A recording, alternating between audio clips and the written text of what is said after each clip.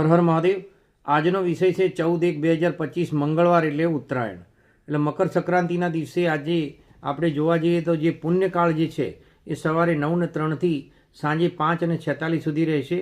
આ દિવસે સ્નાન દાન જપ તપ કરી પુણ્યની પ્રાપ્તિ કરવી જોઈએ।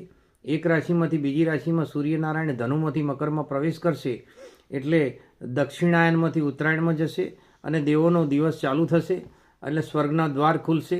ભીષ્મ પિતામહે પણ પોતાના દેહનો ત્યાગ કરેલો અને 60,000 સગર પુત્રોનો ઉદ્ધાર ભગીરથ રાજા જે ગંગા ધરતી ઉપર સ્વર્ગમાંથી લાવેલા તે કપિલ મુનિના આશ્રમથી માંડીને દરિયા સુધીનો જે મોક્ષદાયીનો દિવસ જે છે એ મકર સંક્રાંતિ છે। આ દિવસે અલગ અલગ રીતે લોકો શક્તિ પ્રમાણે દાન કરશે।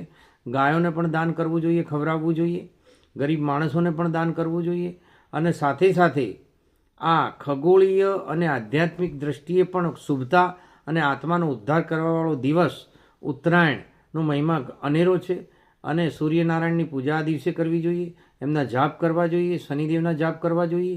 શનિદેવની પીડામાંથી મુક્ત થવા માટે કાળા તલથી ભરેલો તાંબાનો લોટો દાન કરવો જોઈએ અને ગોળ અને તલનું મહત્ત્વ પણ આ દિવસે વધારે હોય।